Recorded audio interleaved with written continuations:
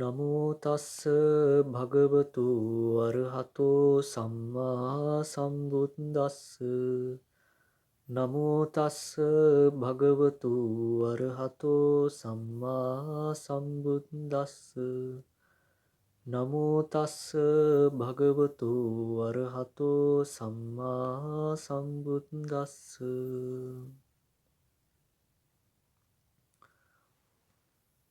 Okay, good morning everyone. Today in this early morning also we are going to start another brief Dhamma talk. As our today Dhamma talk, I will explain a stanza which is a very famous, particularly among Buddhists. So most of people know about this stanza and also the meaning of that. In another way, this stanza is the concise stanza of all the Buddhist teaching. Through the explanation of this stanza, we can clear up the Buddhist path, which we can use to go along. So, first of all, I would like to recite the stanza. Afterwards, I'll translate. Then we can go along with the explanation. Sabba papassa akaranam kusalassa upasampada sachitta pariyodhapanam etang buddhana sasanam.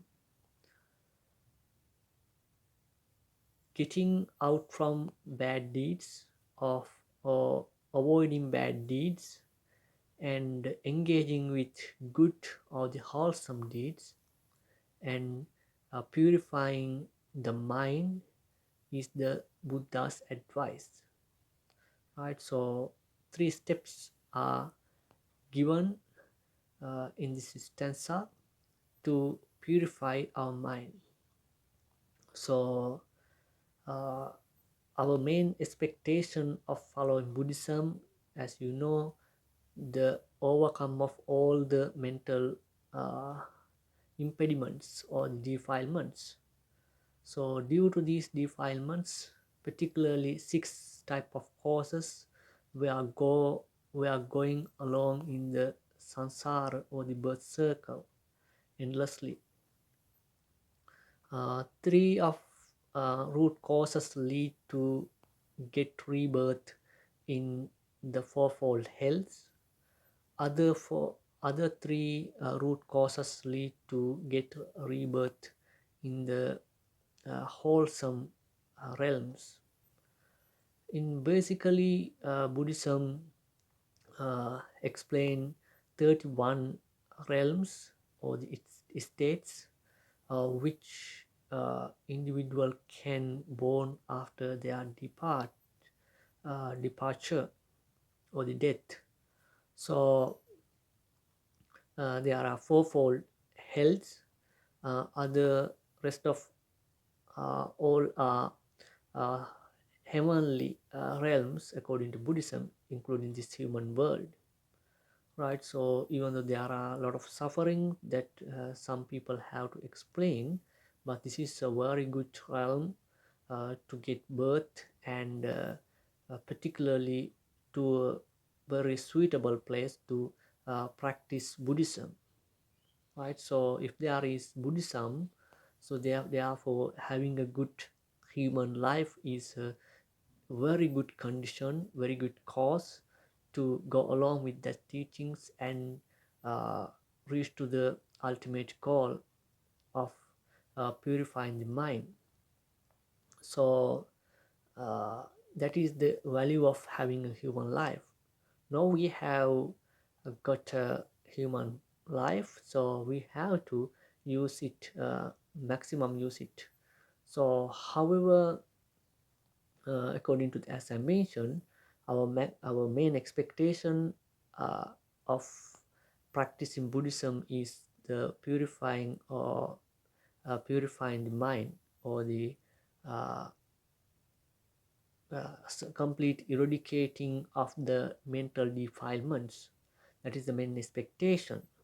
So For that purpose, in this stanza, Buddha has mentioned three steps, so which we can explain as the Buddhist path also.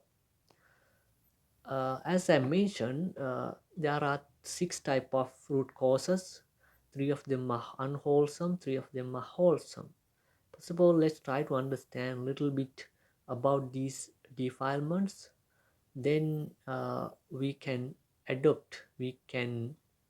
apply these three steps to control those mental impediments or the defilements. Uh,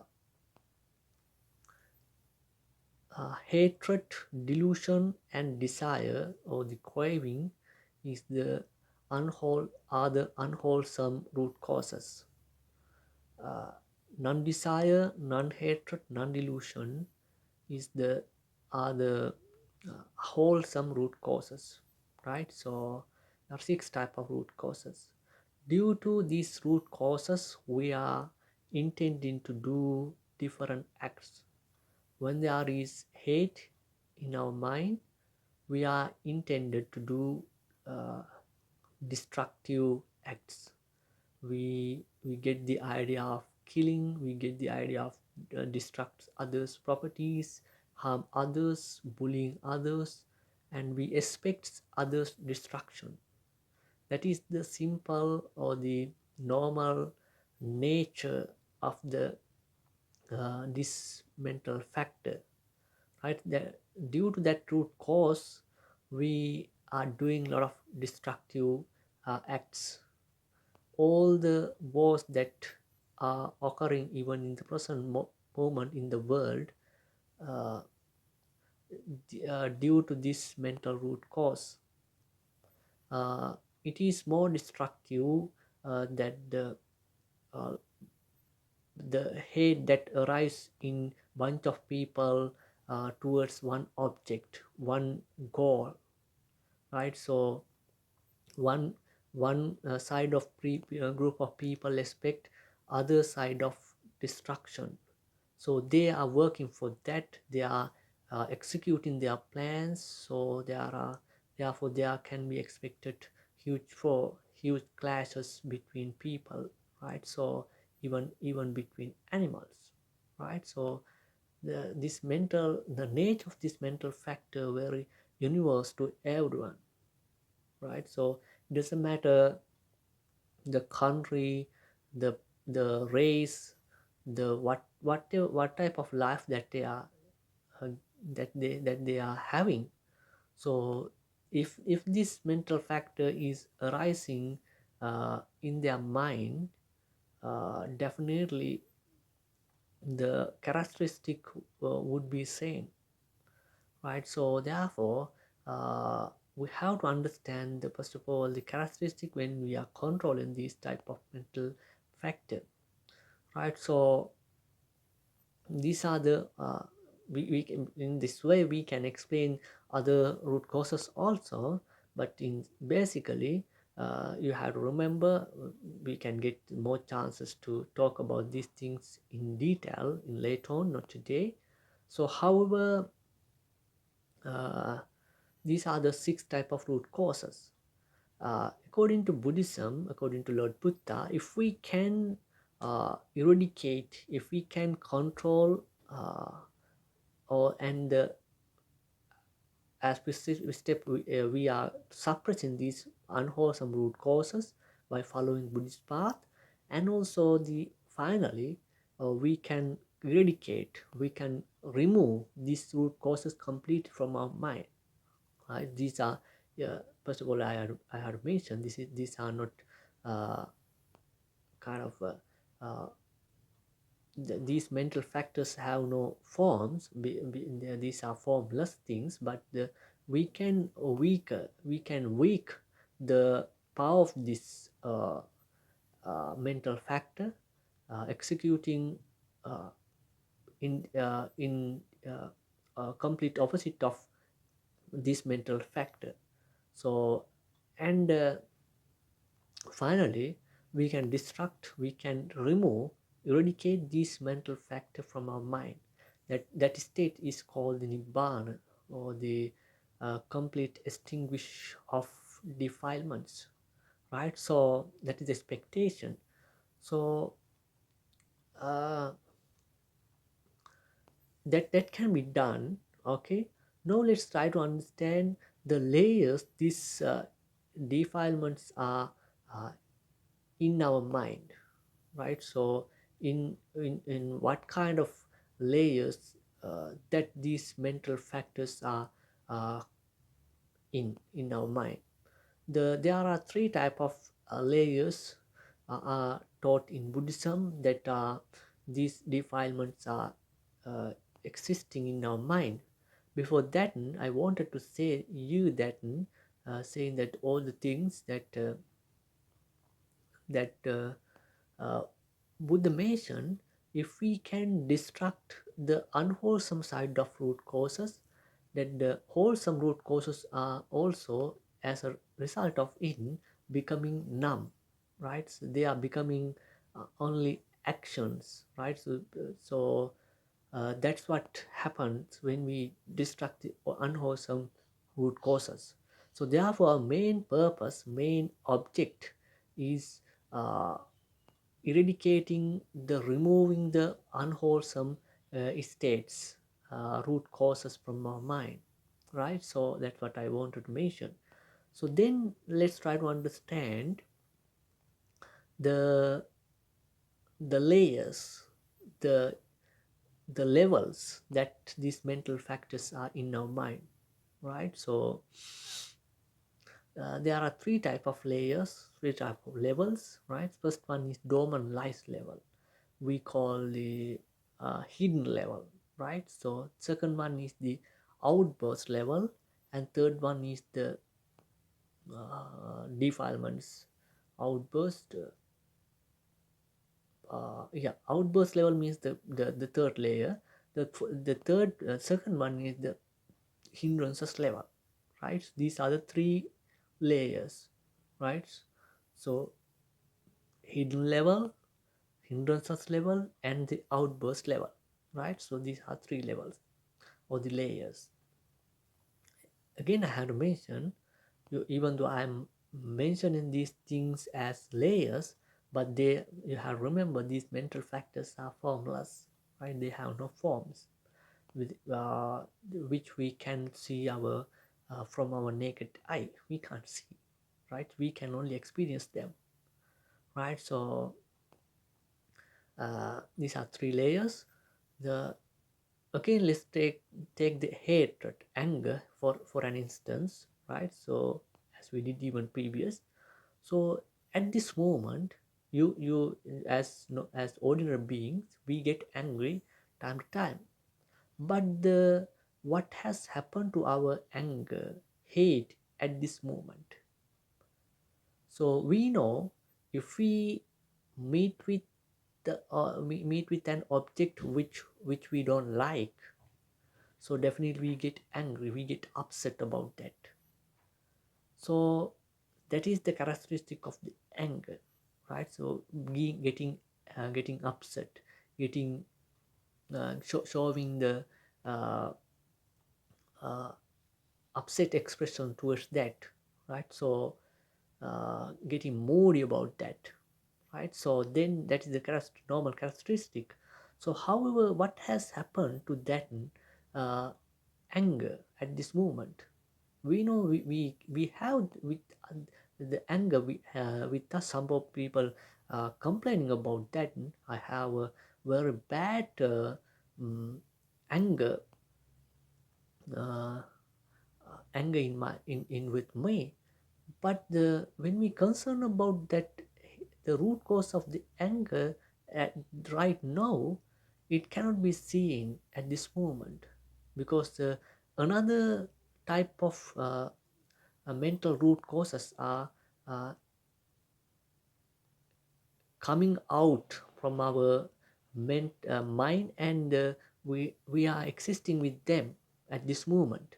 But it is not, we know that it is not the hate, it is not it is not the anger, right? So at this moment, our anger is in a hidden place, or the very that we can't understand where it is, right? So that state is called anusaya, or the dormant lies level, right? Dormant lies, it is in the bottom of the mind, right? We can't see it at this moment.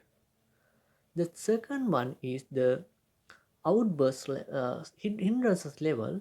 When we meet with an object which we don't like, so for an example, if I criticize you in front of other people, you get upset on me, right? You feel angry on me, right? So it should be expected.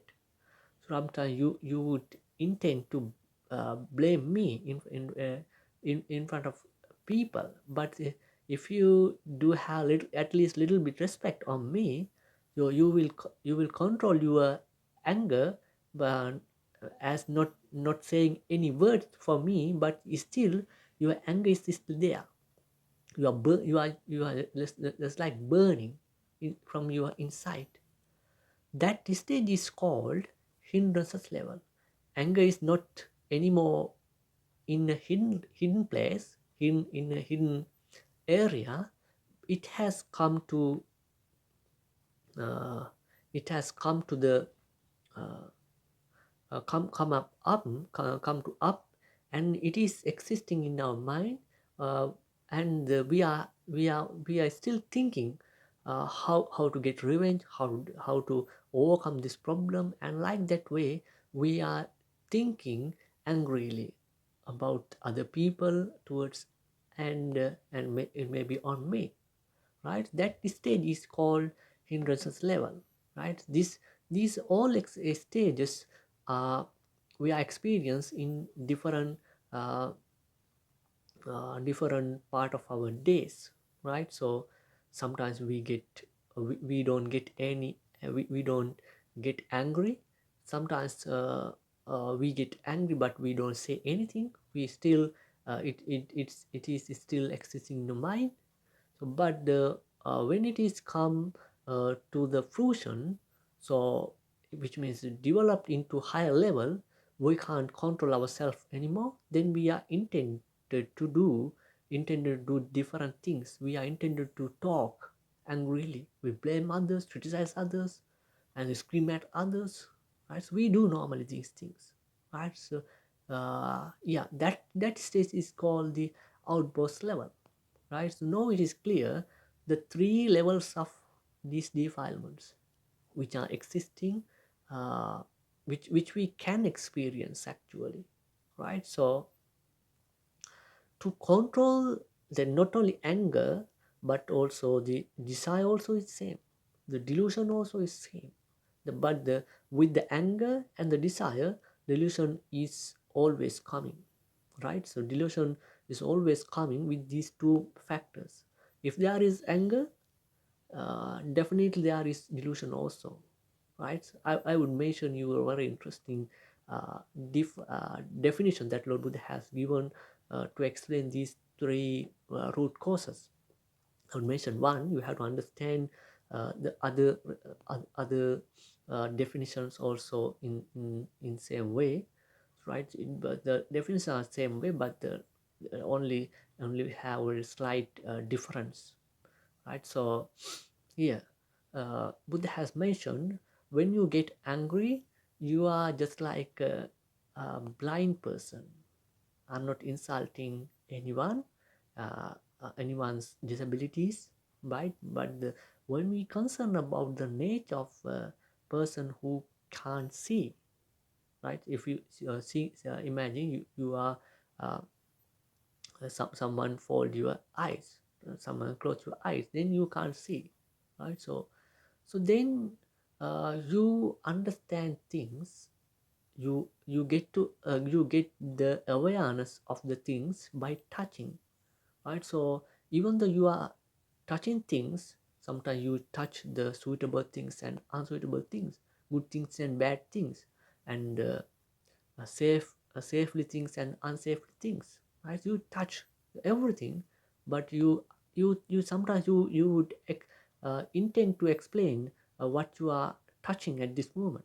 You would say this is a book, so you can't say that it's color, it's how many pages are there. You have very little idea of what is it there, right? What is there, right? So but the because the you can't see it, its shape, its color, its pages, what inside that book, so what is the subject of that book. So like those things you can't explain. You can say it is just like this, just a book. So and also even other things also, we the if we are blindfold, so we can't see, we only understand, we get aware of things by only touching, but we have very little idea about what we are touching, right? So in similar way, if we get angry, our thinking ability, our understanding ability of the situation is very low, right? So our wiseness and our intelligence has been reduced uh, into the bottom level, right? It doesn't mean that you have no any intelligence. You still have intelligence with you, but that uh, it is in a very lower level, very lower percentage you have. It doesn't mean that every each of time that this happens, but your thinking ability at this moment is very low, right? Because you are feeling with anger, so with that anger the delusion also coming up with, right? So then you are becoming a uncontrolled person. So only the way that you see to overcome, to control that fact, this mentality, to destroy others life, kill others, harm others, right? So you are trying to execute it, right? So in that way there's very, this is a very long definition, but I'm not going to explain everything. So we can, I think I explained it even in the previous, I can't remember in which talk I explained it, but I explained it as I remember. So however, get a little idea of what type of mentality that we are bearing when we are feeling with this mental factor, right? So that is the one that I want to explain you. So then uh, that is the nature of this anger. So as I mentioned, this anger is also in the three levels, right? So dormant lies level, hindrances level, and the outburst level. Now let's try to understand how, what type of application, what type of things that we can use to control, first of all, the control the power of these mental factors, and what type of method, what type of technique that we can follow up to eradicate, remove the completely these defilements, right? So for an example, if you want to clean up your house, right? So your room particularly, so if it is a complete mess, so then you first of all you collect the all the garbage that you can touch by your hand, right? So you, using your hands and using a stick or something like that, you collect all the garbages, all the trash in your in your room. As afterwards, what you do, using using a broom or something like that, or using a broom or a vacuum cleaner, you uh, you clean the even dust also in the room. As a third step, even you mop it, right, using mop. But you for the first time, at the first you didn't mop your room because you know it is not practical, right? So if you want to clean up your room, definitely you have to follow uh, three steps. There may have many steps of according to the act that we are doing, right? In basically, so we also use the three steps to control these things. right?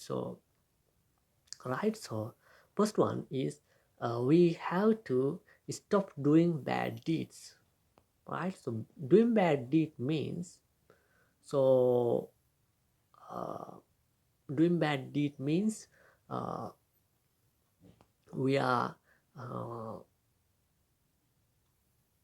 we are growing, or the we are empowering the power of this uh, mental factor more, right? So therefore, first of all, we have to stop doing bad deeds, right? See, we can I can explain it in different ways, but in this moment I use the five precepts, right? So I present the five precepts. According to the five precepts, I would explain it, right? It is belong to morality, right? Sila, right? There are four types of moralities, but in basic level, you have to, if you are a lay person, you have to uh, gain your life into the five precepts, right? If you are exceeding five precepts at this moment also, which means you are empowering, you are more powering up these mental factors, particularly unwholesome mental factor. For an example, imagine at this moment we can't kill even a mosquito, right? So even like that small creature we can't kill, because our anger level is uh, hasn't been grown up that much, right? But if we start to kill mosquitoes regularly, then our anger is getting grown, right? So when it is grown, right, so then we get the more ability to kill more bigger animal than that, right? So then we can kill rats and cockroaches and like those animals. If we do continuously killing those animals, with what will happen, our anger is getting grow more and more, right? So as a result of it, we get the ability to kill more bigger animals. So if we can kill more bigger animals, then we can kill even human beings also. But this these habits, these mental factors, it's already have been grown in our mind, in in into a very dangerous situation in the samsara. But even though we don't feel that, our anger hasn't been that much grown, right? But according to the way that we execute in the previous lives also, still this mental factor has been empowered, right? We have to accept it. The danger is still there, even to kill our parents, right? So due to the anger, we are, if we get kill our parents, definitely we are doing it due to the anger, hate, right? So without hate or anger, we can't kill or harm anyone. So therefore, this is the fact. So if you restrain yourself, if you determine uh, to yourself not to kill anymore, not to harm anyone anymore, as observing these precepts, as taking this precept to your life, which means one step of anger is control, right? So then your anger is becoming more restricted to your mind, right? So if you can control your mouth also when you are angry, if you get determination, so I'm not telling any words. I'm always make sure to not to say any words when you are when I'm with anger. So like that mental, like that nature if you have, which means your anger is well controlled into a one into the from the one steps, right? So first one is we have to stop the getting our anger uh, out from our bodily action or the physical actions. We have to stop that level, right? So after controlling our anger and and when each of these purposes have very psychological value, right? So we have to uh, observe them and uh, mm, uh, protect them. We have restrained ourselves in according to them.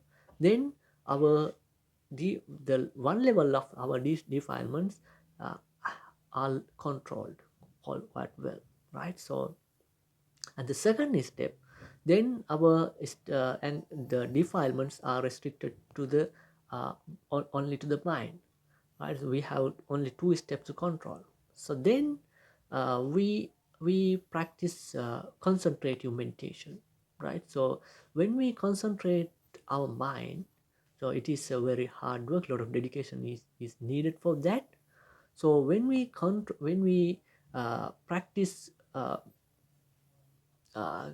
samatha meditation or the concentrative meditation, which helps to console your mind, right? So that Buddha has mentioned there are five components of concentration, right? So at the first level of the concentrative mindset, we call jhana, absorption levels, right? So if you can take your mind to a absorption level as practicing concentrative meditation, which means it has five components, right? When you draw up as focus into a meditative object, every each of movement that when you focus into a meditative object, these uh, five components are starting to uh, develop, starting to grow in every each of second, every each of movement, right? So as a result of it, there are five type of hindrances, right? We know as the nivarana. So those five type of nivarana or the hindrances are suppressed into the dormant light level, right? So our mind is getting more and more clearer as we concentrating our mind repeatedly, right? So we follow up that part, right? So that is step is called, we can call as purifying our mind, or the uh, developing wholesome in your mind, right? It is a very powerful wholesome deed if you can do according to that stanza. After controlling your not after not doing uh, bad deeds, and then you enter to the second step of the Buddhist path, which is the concentrating your mind, right? Practicing stillness, and after controlling this way your mental factors, right? So particularly unwholesome mental factors, your all the mental defiles are restricted to the dormant life level, right? They are in no hidden level. For that purpose, Lord Buddha has introduced insight meditation.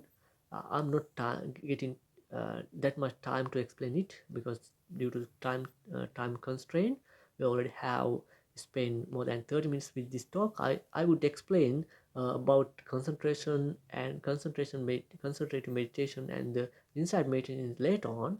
I would mention here in briefly that the even the insight meditation also has 5 steps.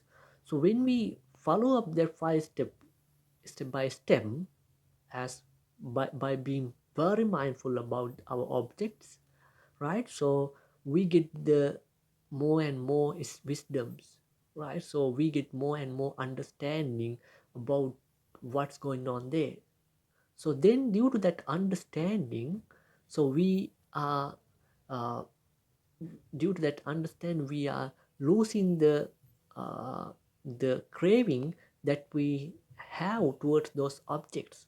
For an example, I would mention what is happening out there when we are practicing inside meditation, right? So for an example, imagine you are going to a shop, right? So you see a very beautiful teddy bear when you from the far away, right? So at the very first second when you see that teddy bear, you feel it's very beautiful, you feel you can afford it and you can buy it, you want to uh, extremely you want to buy it. So then you, step by step, you are reaching to that teddy bear. Once you are reaching to that teddy bear, then you realize it is an old one. It is covered with dust. It is a damaged one. So once you realize that, you you give up that idea of buying that teddy bear. You don't have any interest on that. You have no any desire on that, because you have seen the the reality of that object, reality of that things, right? Even our life also like that. Our life is divided into two parts basically, matter and names, or the psychological parts and the uh, physical parts, or the bodily part, right? So we have body and mind basically, right? So again, in Buddhism, this is explained as five aggregates: uh, matter, form faculty, the form part, right? So our body being basically, and consciousness, in it's part the aggregate of feelings, aggregates of perception, aggregates of mental concomitants, and aggregates of consciousness, right? These are not one things, these are not one single uni, but they are, even the modern scientists also have identified it.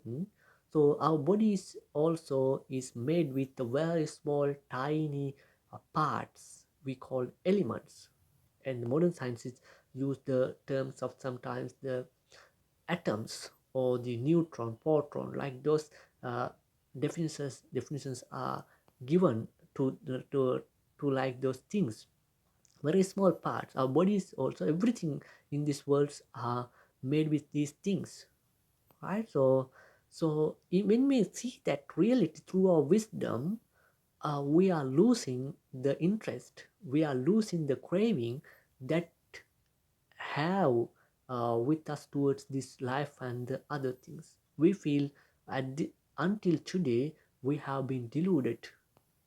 So but now I know about what actually is going on, what actually is inside me and there. So then we don't attach, we don't feel any craving on these things. We are becoming a very neutral person. So the maximum level of becoming that neutral level is called nibbana. So that stage is called that, which means when we see the actual mechanism of this life and this birth circle, so then there is no anymore delusion or the ignorance, desire or the hatred. So that's what I have to explain. As today talk, I hope you would be able to learn at least a little bit new, and try to get more and more informative about these things, and try to go along with the Buddhist path and try to practice it. So as you can start even today, as enter into the first step, and practicing some meditation also. So like that way you can enter to the Buddhist path. So gradually you will be able to get the more clear understanding about this life. So that's our main expectation. So now I'm going to wind up. Thank you for listening. So let's make a vision. May all these merits may help us to attain nibbana. Sadhu, sadhu, sadhu.